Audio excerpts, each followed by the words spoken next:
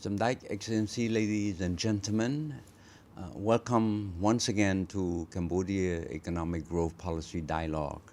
Today I have the pleasure to have a good friend foremost, a colleague, but foremost a good friend, Dr. Naron. He's the Deputy Prime Minister of the Royal Government of Cambodia. He's in charge of education, youth and sport. And I'm just pleased that he took the time to come and have a nice dialogue with me. And we will try to cover, on what I see the progress, the evolution of our educational system. Because as you know, after the war, after the Paris Peace Accord, we pretty much have rebuilt our educational system from scratch. Fast forward 30 some years later, we are moving quite fast. We're improving our education system from primary, secondary to university level. So I think it's a lot of things for us to discover, but I want to have a more hands-on response from the actor, the main actor, which is you, Naron.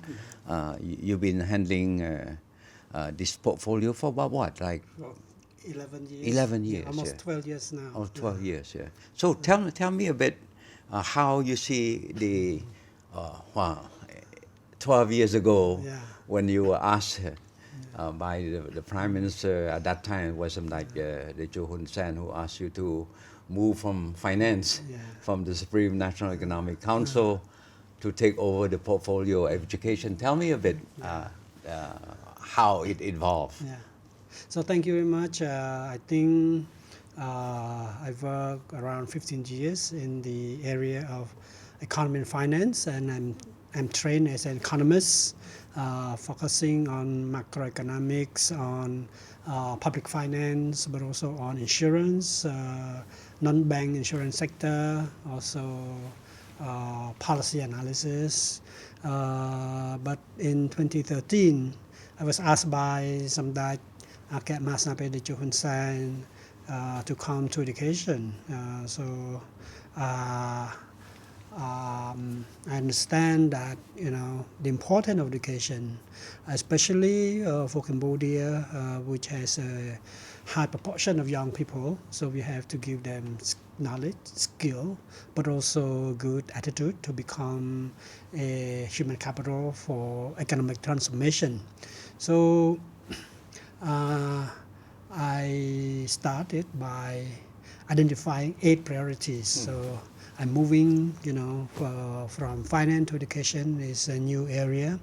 So the 8 priority is just like, based on my survey, that number 1, the young people need skill. Need skill, yes. Okay. Number 2, we need to have a good policy, a think tank, because I used to have also Supreme National Economic Council. Yes.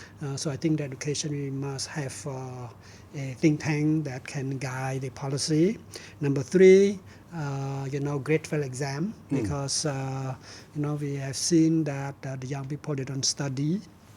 So we have to really focus on the grade-level exam, and then we look at how to improve the management of human resources, because in education we have more than 100,000 teachers. So number 5, we need to have better financial management system. And number 6, we also I'm responsible for sport. Number 7, higher education, and also number 8 is also we need to look at how to reform school. So after 8 priority, the only one thing that I have to really prepare is grade-level exam, because it affects 100,000 students that take exam every year. But also we have about 4 million students 4 million students as the student who study.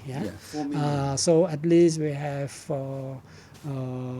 parents also, so I think that's why we have to take that seriously.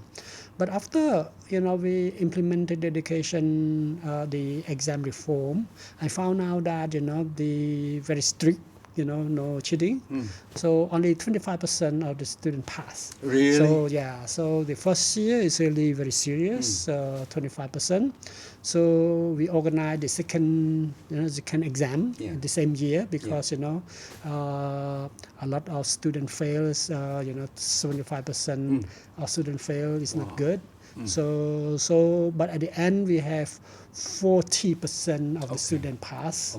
60 fail, but the parents support us. Yes. And there's a support at the highest level by the Prime Minister because without a good examination system, assessment system, students don't learn. So we want to make students work hard. So then I understand that we need to have more information. Number one, we need to provide incentive to the teacher, increase teacher salary. So then we have the 5 pillar. In 2015, we identified 5 pillars of reform. Number one is teacher reform, increase the salary, give the teacher more better working condition, how to retain teacher, how to increase teacher qualification, because teachers are the backbone of education. We have to train teacher well. So both in-service training and pre-service training. Number two is the school inspection because at that time students when they reach grade 12 they don't go study, they go to work. So school inspection that focus on learning outcome, focus on how the teacher teach, focus on how the principal manage the school, how the parent participate in the support of the schooling. That number 2 pillar. Number 3 pillar, we have to improve the assessment system, including examination, but also national assessment. Number 4 is about the higher education reform, how to link secondary education and higher education. And number 5, we have to review the curriculum and also the textbook. So that mainly the reform focusing on how to make Cambodian education system relevant to the job market and also more relevant to other countries in ASEAN because Cambodia has to compete in ASEAN. But bear in mind that we have gone through the war, and our access was low.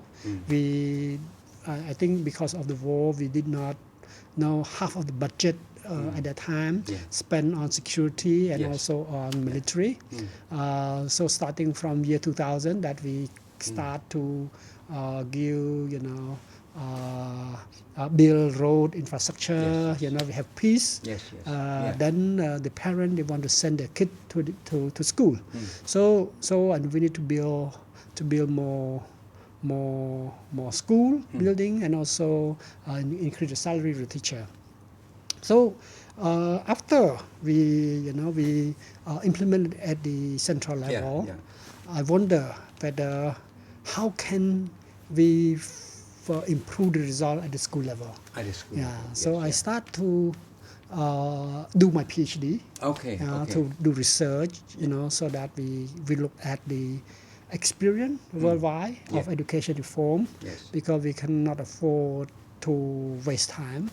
Then in my PhD research, I found out that we need to coordinate between top-down reform and bottom-up reform.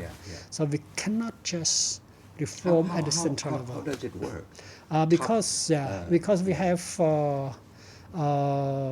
around, right now we have around more than 100,000 schools.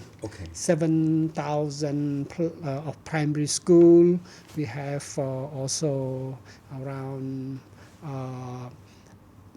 8,000 preschool. Preschool. We have 1,200 colleges. Yes. We have college is the Yeah. lower secondary school, and Yeah. we have about more than 500 high school. Yes. So you can see that we have school, but we have the ministry. Yes. So we need to really make sure that the reform that we implement at the central level Yeah. have an impact at the school level. At the school No, level. because School, you mean nationwide, right? nationwide, Yes. yeah, at the school level. So then in 20, I found out that there's a need to reform the school level. Yes. You know, not just at the center. Yeah. Yeah. And there's a coordination between top-down and bottom-up approach. So if we have a good experience, we have to bring it up. Yeah. But we start by experiment. Mm. So, you know, how to make education relevant to the job market. You Yes. know? Yeah. Yeah. So that's why if in 2015 we decided to create what we call new generation school. New generation. Yeah, we school. started. What is Yeah. that? Then we started with Siswat High School, which Okay. is, you know, it's a very famous school, Yes. traditional one. And then we renovate the building, Okay.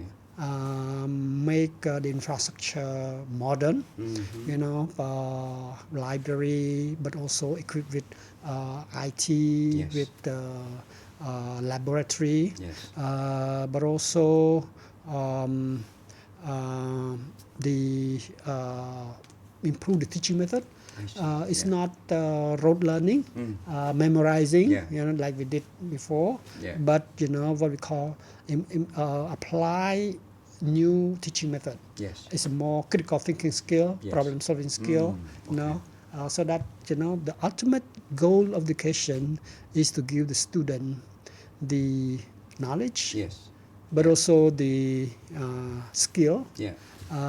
and also the passion Yeah. Yeah. for lifelong learning. Yeah. Okay. So I think that now we have AI, right? Yes. So the definition of knowledge change. Yeah. Before you're not scholar is that you know a lot of things. Yeah, yeah. So you are scholar because you know. Yeah. But now, knowing not enough, because if you want to know, you just press a button, Yeah. and all the information come out. Yes. Yeah. So it means that you know the teacher and the student just knowing the fact is Not enough. not enough. Okay. It means that you have to have how to think critically, Yes. how to solve problem, Okay. how to work in team, Yes. how to create, innovate, Yes.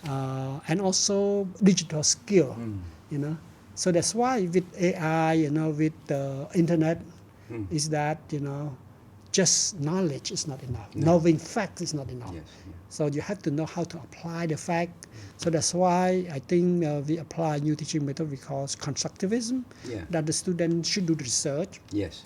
You know, because usually students are shy. They cannot, you know, they just listen to the teacher and Yeah, then take note, take yeah, note, take note, and yeah. then memorize. Yes, Not that yeah. before. That But was now before. no longer. Yeah. So the student, we divide the student into small group, you know, and then the teacher explain and the student do research. Yeah. So they not just look at the textbook, but they can you know, research on internet, Yes. you know, from different sources, and then they brainstorm together, and also they make presentation, no? And then they ask questions. Yes. So the answer, so that develop critical thinking skill, problem solving skill. Also, they can use ICT. Yes. You know? I think if you just use computer like basic Word or Excel, not enough. No. So you have to apply that. I think the teacher have to use technology to teach, Yeah. and also you know link it to STEM. We focus on STEM, Yes. and the student can you know full day learning. Yeah. And the student have their own club. You know, you can have writing club. They have astronomy club based on their passion. So that we can see the change in the attitude of the student. Okay. And I think that's you know, it's a big impact. You know, so we invest Yeah. more. Yeah. Because usually our school, you know, receive around a small amount of money, only 20 From the state budget, you mean? from the state budget. Yeah, But this school we invest more, Mm. so that we have enough for you know for for extracurricular activity. The students should, have a what we call the project work, so that they have their own project, and then they have annual fair, invite the parent to see, so it create a pride for them, so they have more interested. They come to the school, in the library, because the library has aircon and also have internet, so they can do research. So it transform education, and in that change the way, so that we teach them how to learn, learning how to learn, to become a self-regulated learner. This is a concept of lifelong learning. So even if you have a degree, PhD, but if you don't do research or continue to work, you will lose momentum. I think that very important. So I mean, it's you listening to how you describe the education system, how the students have changed. I think it's very exciting to me to see how the learning method have changed. Because when we knew each other about 30 years ago, students are very shy. We go to the class and we listen. So now they develop all of that. Presentation skill, communication skill, problem solving skill, but also English language as well. These you're talking about at the level up to high school, right? High school. So now we have 14 of that, because we will expand more when we have more budget. But then this is a laboratory. So we select 2017-18, we select 100 schools to reform. And that a mid-level. So that school reform, we focus on autonomy of the school. So the parent participate in the school management committee. So there's accountability of the school principal to the parent, to the community, because usually the ministry. Usually the school principal should be accountable to the ministry, but we don't. But who more interested in improving the school is a parent. So we have a classroom management committee. The parent oversee the work of the school principal, and then we have we have what we call a standard test, so that the student have to work hard, and also the teacher has to teach, and then the result has to distribute it, made public, and then communicate to the parent. So then the standard test is that allow us to assess the real level of the student, because if we have the problem of private tutoring, so in private tutoring sometimes the student go to the class, tutoring class, and then the teacher can favor them. But this one is make the education more fair, and also then they can provide support, additional support to the student, and we can see it work well, based on the concept of 6A. Number one, autonomy of the school. The school has to be, what problem we have. So they have to solve that problem. Number two, accountability to the parent also. Number three is attention to the teacher. How we bring in the teacher and school principal to train, because in the past, the qualification was very low. So we increase the qualification of the teacher. Now they should have bachelor degree to teach for primary and lower secondary, master degree for upper secondary. Then another A is attention to early childhood. It means that the preschool, then attention to the culture of the school, and I think that we have seen that we have improved the school. So based on that, now we expand the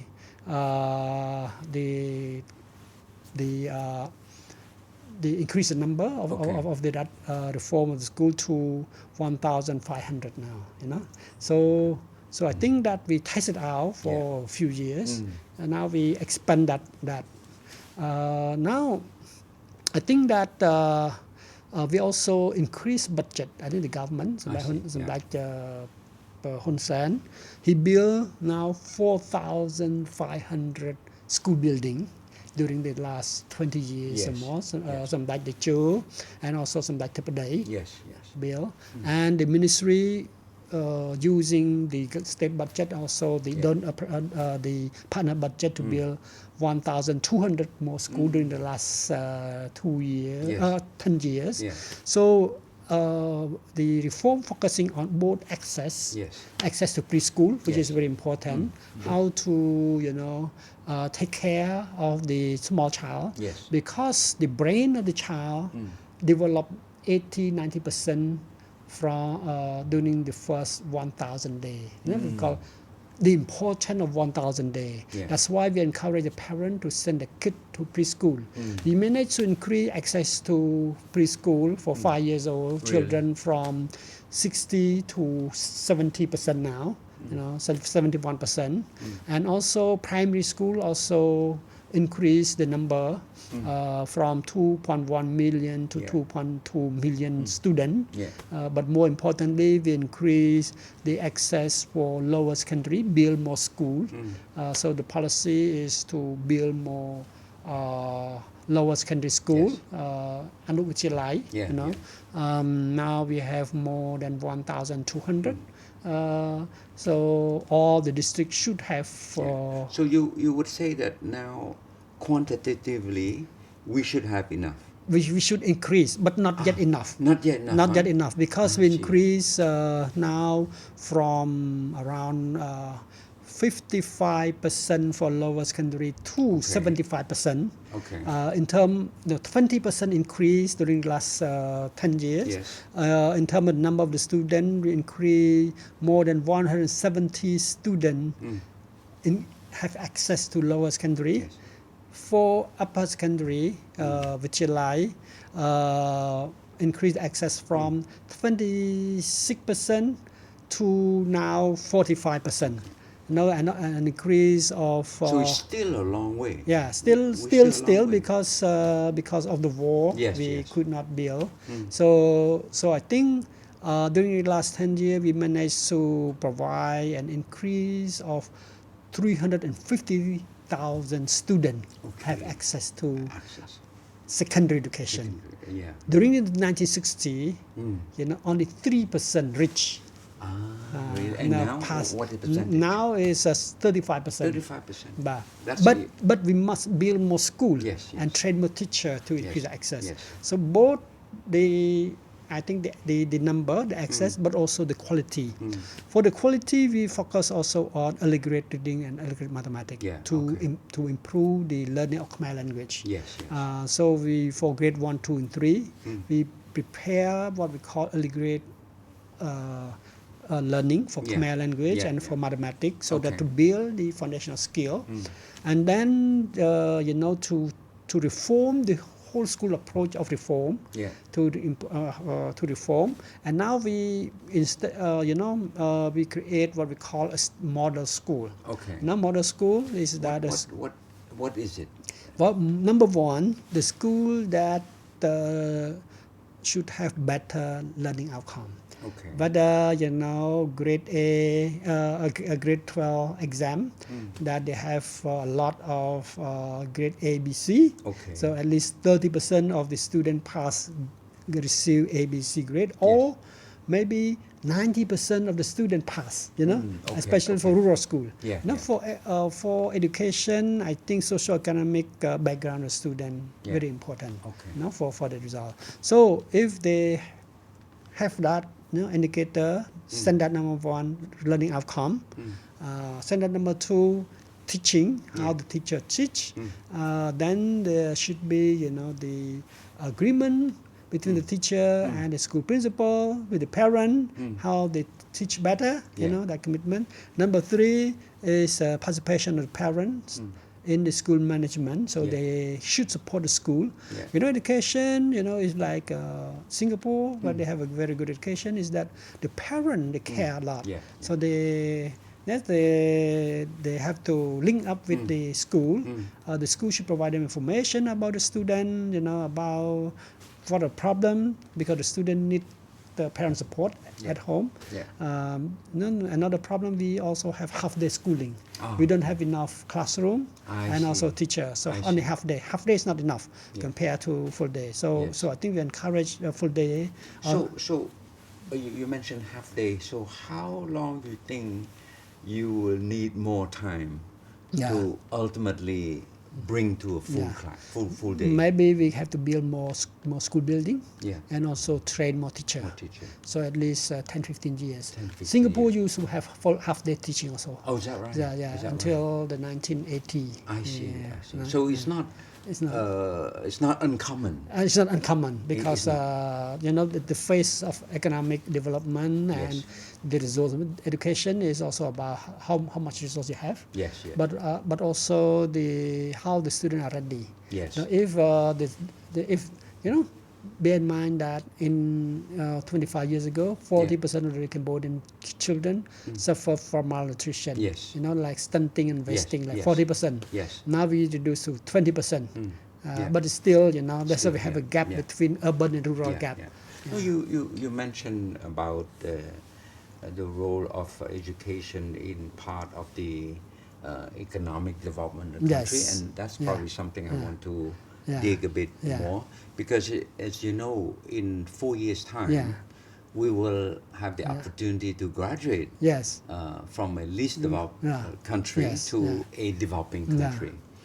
And one thing that amazed me, that I can be quite honest, that when we knew each other for over 30 years now, and at that time we work hard because we're so poor. The status of the country, the economic development of the country, and now in less than one generation, we have the opportunity to graduate to be a developing country.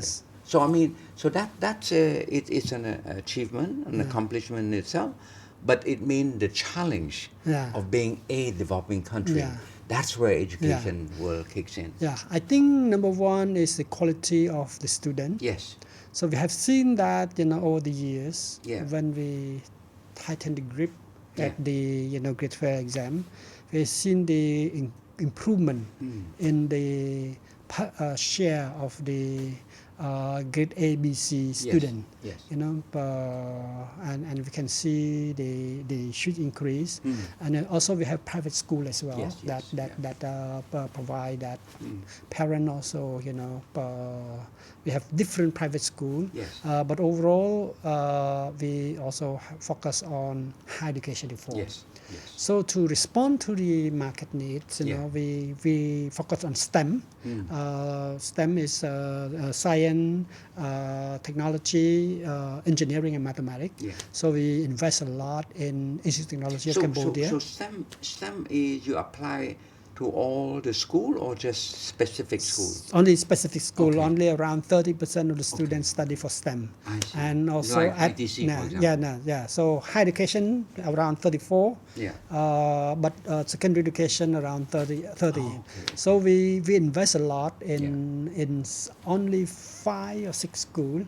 And we invest university linked to special economic zone. For example, for Phnom Penh and Kampong Speu, we invest a lot in, we have project in Institute of Technology of Cambodia, ITC, in Royal University of Phnom Penh. So we have University of Battambang to serve Battambang area, and then University of Svay Rieng to serve the Bawat Special Economic Zone. Also we have, mainly 5, but now we expand Royal University of Agriculture as well. For agriculture, very important. So we have seen that Cambodia moving also to machinery, now. So it's meaning that we upgrade the number one, we have to improve the governance of university. That higher education reform. Number 2 is increase qualification. Especially, we train more PhD. And also we improve the curriculum. So they make curriculum more relevant and also the new area. So how many universities now offer PhD program? We have very small number only. Okay. We have 1,300 PhD students. Okay. Very low. Very low. Very low. Yeah. Even though, but we have sandwich program. Okay. What does that mean? For STEM subject, for top, we have Choun. Yeah. Choun degree with overseas university between between ITC and university in Europe, Australia. Okay. So we bring in Australia. So we improve the curriculum with what we call outcome-based education. Yes. And also say another one is to have 3 year, 2 plus 2, 2 years in Cambodia and 2 years in Australia, Qatar University in Australia. Or we can have, university in Europe, so Japan. So we have cyber university as well to, to mobilize resources. It's like a rule, Royal University of Law and Economics. They team up with University Libre de Bruxelles, for example. Yes. So that joint program. So internationalization also to improve that. But also that for the top level. So you can see that a new company, Japanese company, we have graduate from ITC to work, whether it's a new factory, so we have that. But we need the mid-level. For the mid-level, we have 2 plus 2, 12 plus 2, meaning that we create program like electronic, mechatronic, What is mechatronic? Mechatronic, when you create company, you need to have like wiring and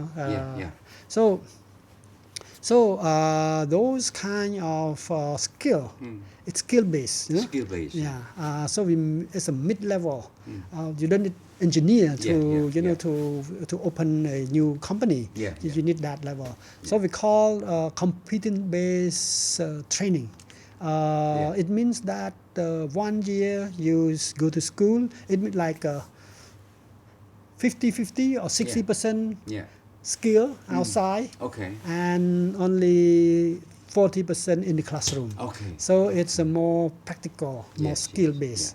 I think that the problem of skill is that parents, they think that skill is a low job. So that's why we team up with in ICT that are very prestigious, but we find out that all of them get job and they can continue to study to become engineer also. So I think that's encourage them. So I think competence based is now also work based learning. You have an internship program, work with the company. I think that's the way to make knowledge more practical. Because I think many company who are in manufacturing, they particularly Japanese. They do want to have qualified people when they graduate, because it's different than you work in a garment factory. That's right. So you work for mini beer, for example. So for mini beer, for example, the difference between garment factory and also electronic is that you must have smart worker, whether they are engineer, whether they are mid-level technician. Whether they are the worker. Even if the worker, you can have a school graduate, but they are smart. They should know, some foreign, like English, foreign language, but also they can learn. For garment worker, they a little bit more, I think more easy. It's like a monotonous job. But for electronic, for mini beer, you need to have what we call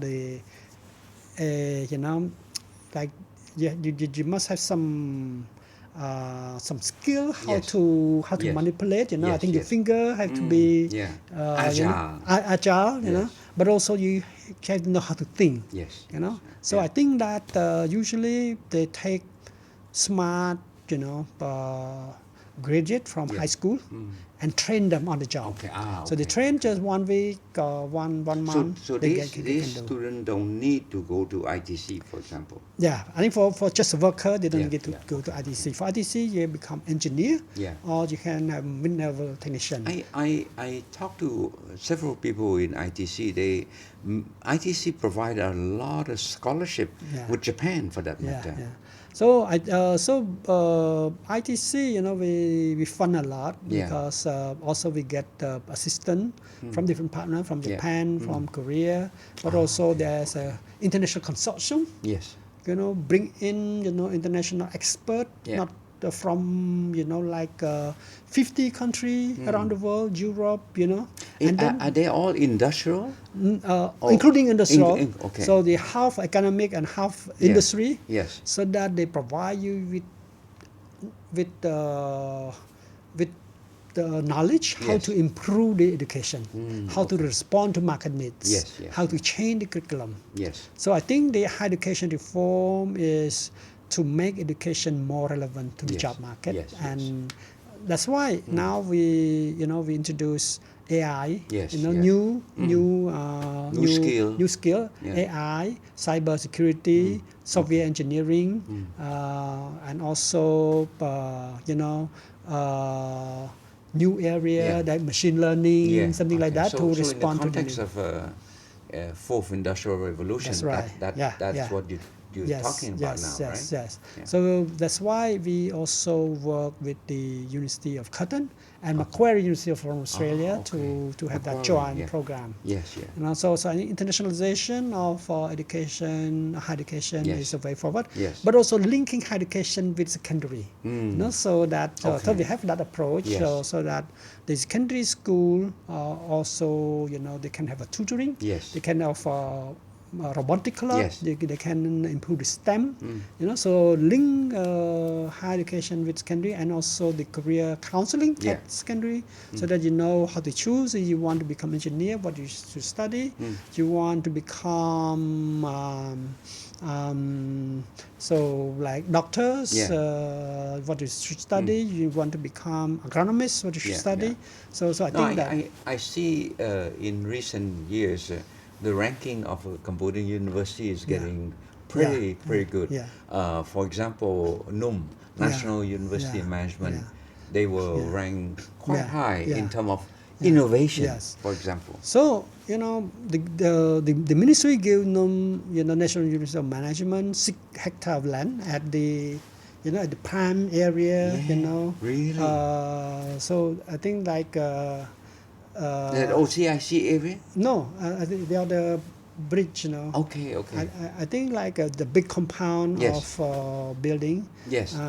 So that we create what we call digital economy campus. I see. So create the international level of education, and also focusing on digital economy. Yes. You know, we train, you know, English language. Yes. And we recruit mostly, you know, the top student. Yes. And also instruction in English, but also, you know, opportunity to have internship, you know, with international. So it's all digital field. That's right. Digital field. So this is the new compound, you know, Bore Peng Hut, you know, the top, top prime area. So I think the ministry give 6 hectares of land and build new compound on digital economy. So, say for example that campus, how many graduates you think they can put out every year, for example? You know, for the graduate, small, because we want to have quality. Quality. So maybe 100 graduate, but we focus on quality. Yes. So I think education, you know, we managed to increase the number of access for higher education from 10 to 19%.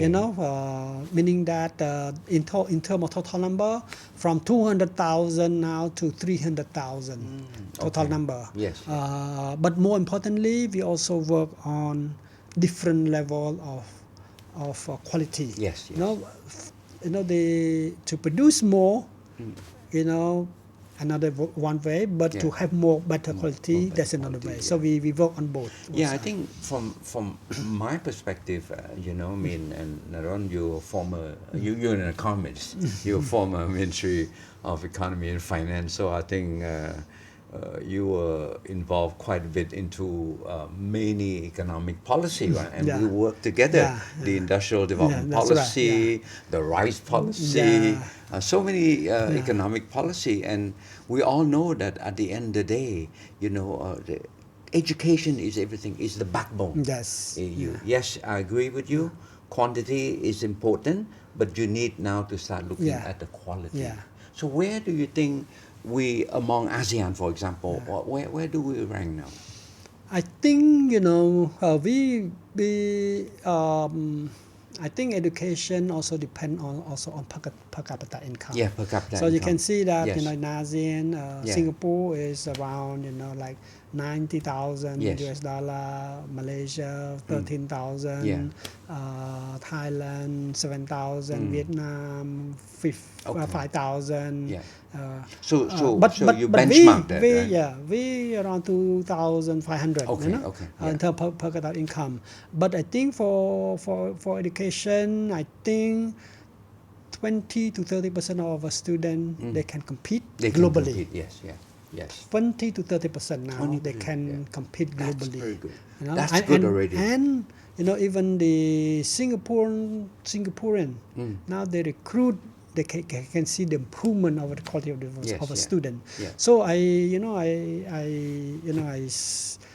have a school visit from Singapore, St. Andrew. I went to see school in Singapore and also school, Siphana High School. So we have graduates to meet together. So you can see that, we can be, Siphana High School. Our top school is. We participate in PISA score. PISA score, PISA is for OECD, you know. PISA stand for what? PISA stand for Program for International Student Assessment. That for the developed economy. You know, like Singapore, you know, Ireland, Finland. But we participate because we want to improve the whole system. We had seen that our top school, both public and private school, reach the average score already. So 400, more than 400 score, reach the developed country school. But the problem was we have a disparity between urban and rural. That bring the overall score down. But for the top school, you can have top school, you know, in the province also, but also we have private schools. So that's why we encourage to opening a lot of private schools. We can have, you know, like international baccalaureate IB program. We have Cambridge, Oxford program.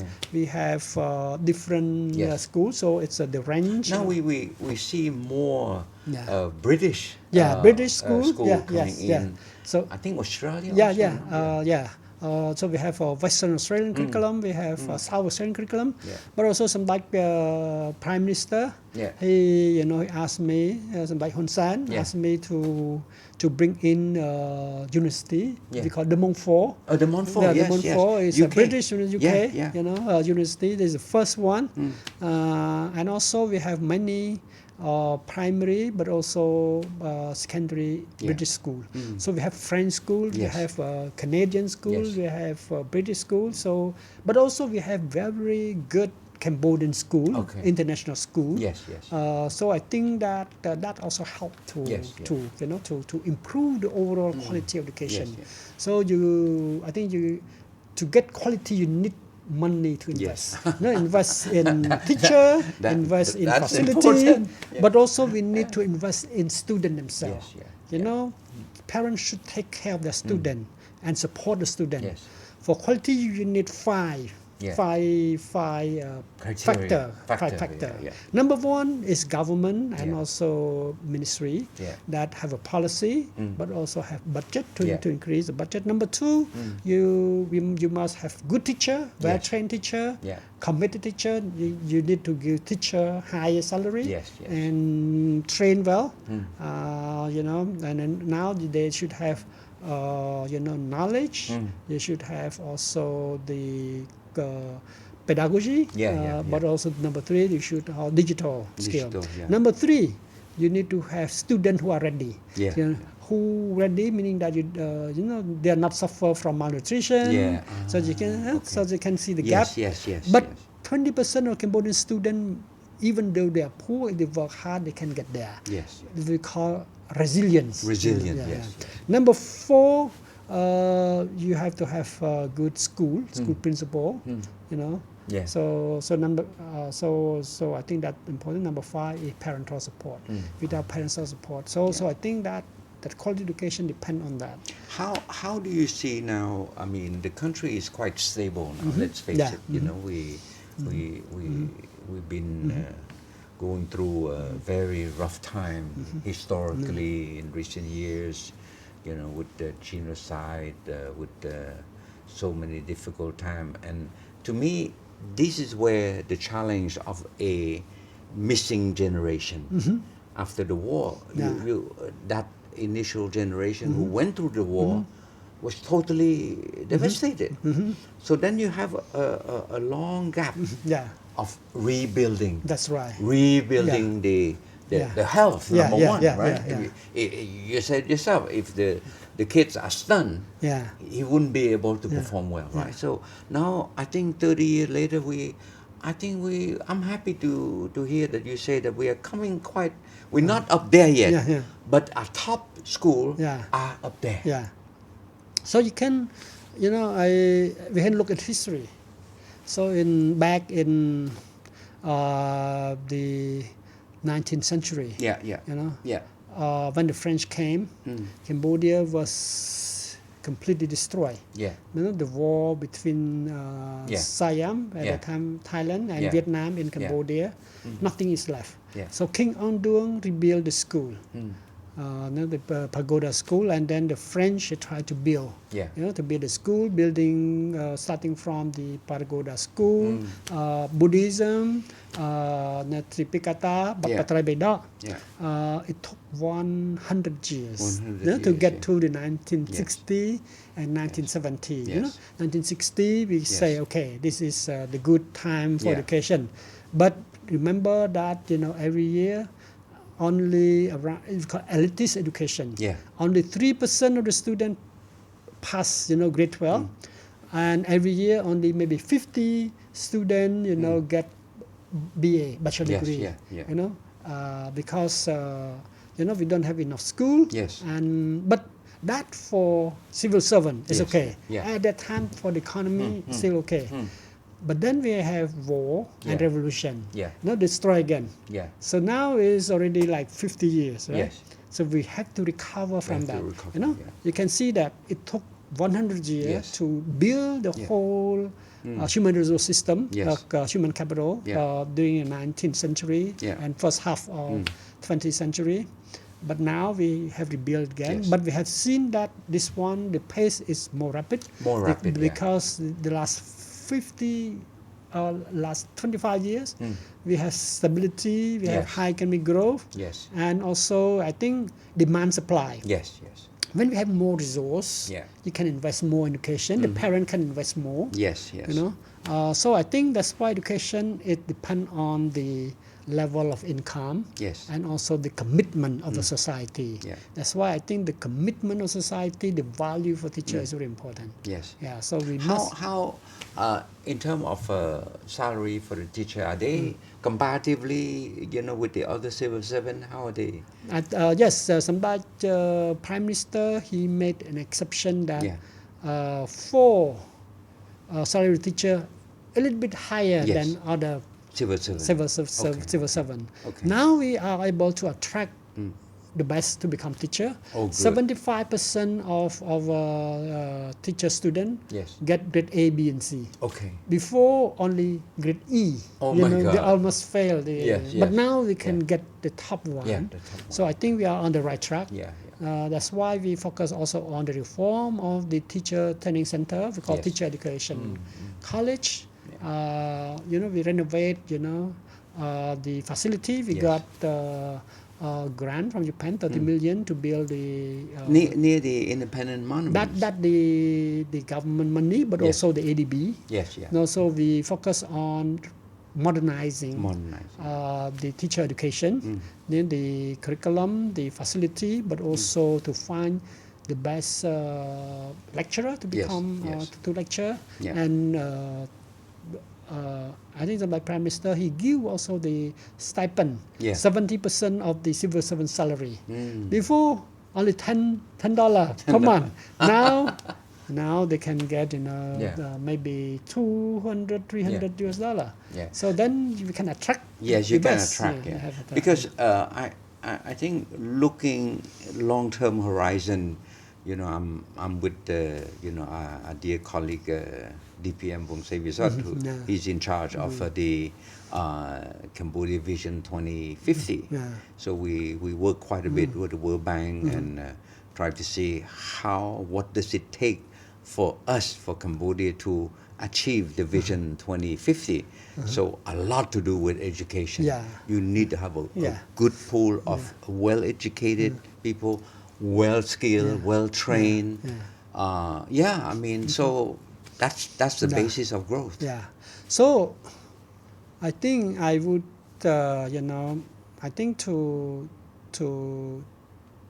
train better person, number one, you need to have, you know, I think that you have you need to have like talents also, you know, you have, meaning that the student must be ready, you know, take care of from early childhood, and then they have to fed well, provide them with good environment. So the environment is also very important, but also to educate them to have grits, meaning passion, and also perseverance.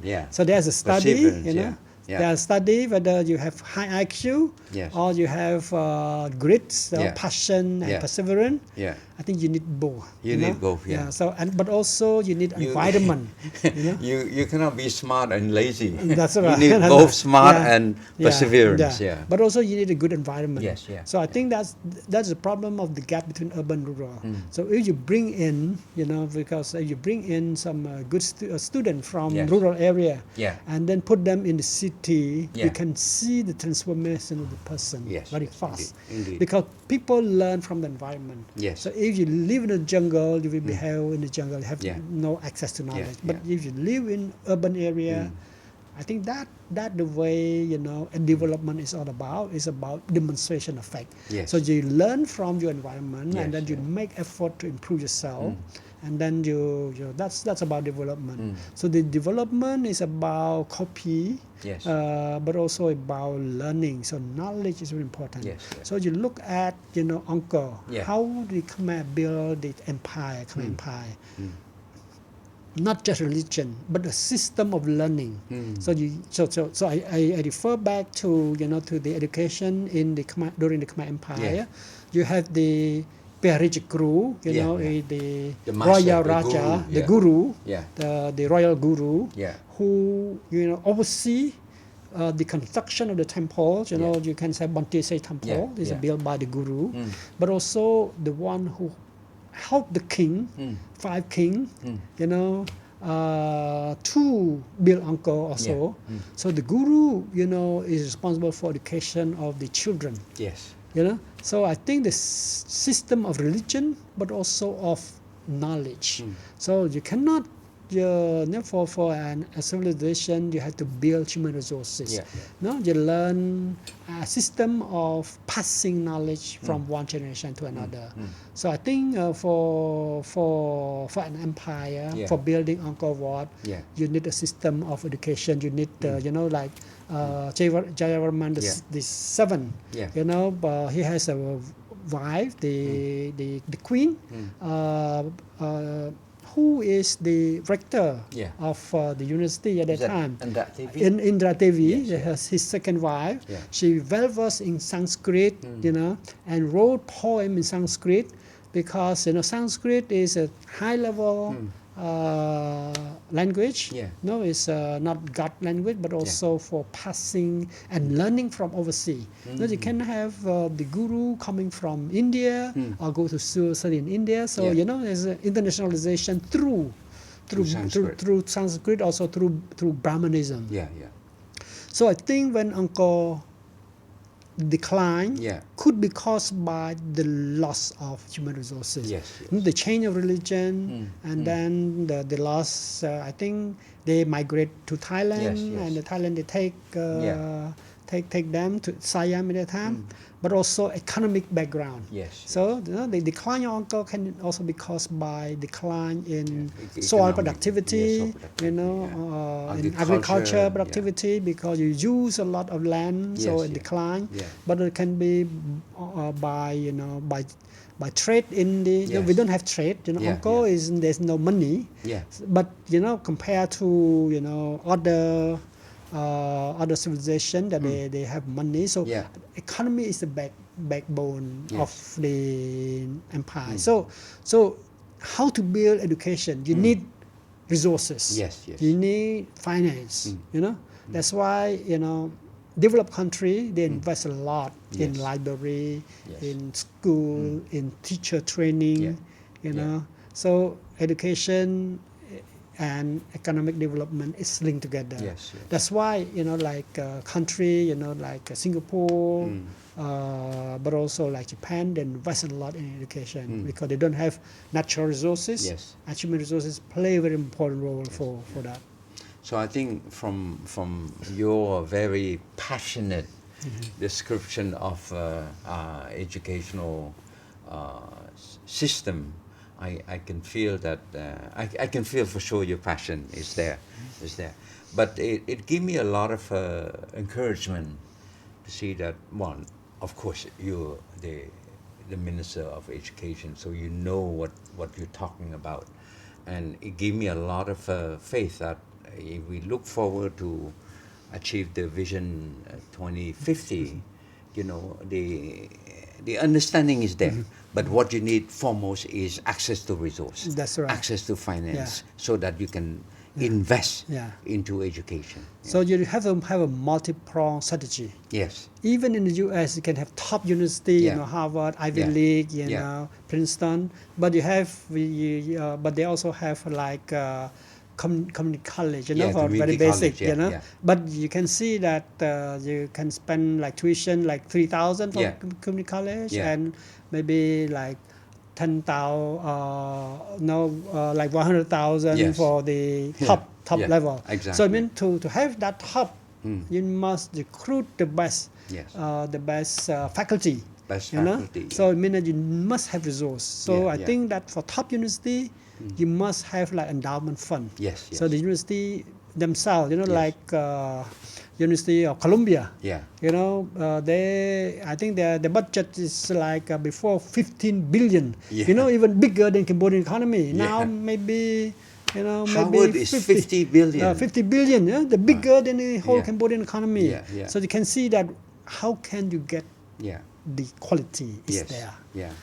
If you invest in, that's why I think we must have a multi-pronged strategy. We cannot have a lot of resources. That's why we invest in usually schools, some school when we have more, but also maybe the middle tier, what we call model school, invest also, but more, and parent.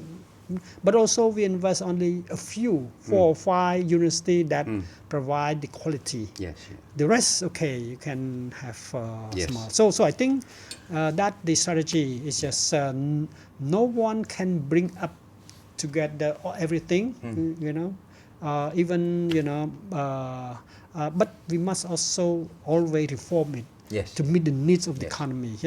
I think maybe you can have even small step improvement is very, very important. Well, Naron, I am very pleased that we have this dialogue and it gave me a sense of optimism. Yeah. And I probably would wrap up this session by highlighting a few areas that you so passionately feel and touch on the issue of passion. Yes, that's right. For the student is so important, passion. Of course, the teacher also must be passionate to teach about it. Yeah. Number two is that the access to finance, the state particularly is in a better position to support, to give a decent, honorable quality of life for the teacher also, because it's important. If they don't have enough money to live, how can they That's right. how can they teach better, That's right? right. And the third one, which I really appreciate, is about reform. Yeah. You know, your last 12 years in the Ministry of Education, the way I see it from your description, is a series of reform. That's right. A series of reform, catching up with the global trend, catching up with what's happening in the region, and uplift the quality through Yeah, reform. yeah. So I think these are pretty much how I want to us to remember our discussion today. This is quite an interesting discussion. So I would want to wrap up this session by saying thank you to you, and I hope, particularly since our discussion covered quite a bit the area relating to the youth. I hope that the youth can really take a lot of advice from elder, from the Minister of Education himself. I mean, he's a prime example of a lifelong learner. So how many doctorate you have? You have I have 2 doctorates. 2 doctorates. 3 masters. All right. Oh my God. Yeah. So I started, my first master is in Russia, Yeah. international economic, and then a PhD in international economic from Moscow, Yeah. still a university of international relations, GIMO. Yeah. It's one of the top one. Yeah. Then I study for insurance. Yeah. Another second, and the third one is international law. Yes. And then I decided also to get a 2018. I talk about my research in Yes, education. yes. Is my second PhD Yes. in education management. But you have 3, right? Yeah. So You have more. one more than me. you gotta catch up. No, but I really want to the audience to really look up to you, and it's a sign that knowledge only come when you persevere. Yeah. You may be smart, but if you're lazy, you're not going to go far. So you need to be smart, but you need to be persistent. You need to work hard. And that's pretty much the message that both of us would want to convey to the audience. But the degree is not important if you don't use it. Yes, So okay. I think the knowledge must be used for the benefit of humanity. Yes. That is the most important Yes. thing. This is my message. Yes. For example, I went to for a 1 month training in Harvard. Yes. Called executive program Yeah, yeah. at Harvard in 2004. Yeah. 2005, I was invited to have a master degree in Harvard. Yeah. But at the time, I was promoted to the permanent secretary of Ministry of Finance. Yes. So if I go there, Yeah. I don't have, I The lose my, opportunity, yeah. I lose my post. Yeah. So I think it's better rather than go to Harvard for 1 year to, from a very prestigious university, master degree, invited, but rather than to work, because work also gives you a lot of insights. Yes, yes. So you can see that, you get a degree, Yes. a PhD, but sometimes you don't have practical knowledge. Yes. So you must prove it. Yes. So I think learning from the job also very important. So I decided not to go to Harvard for a master degree, but instead to work as a permanent secretary of Ministry of Finance and learn on the job. Yes.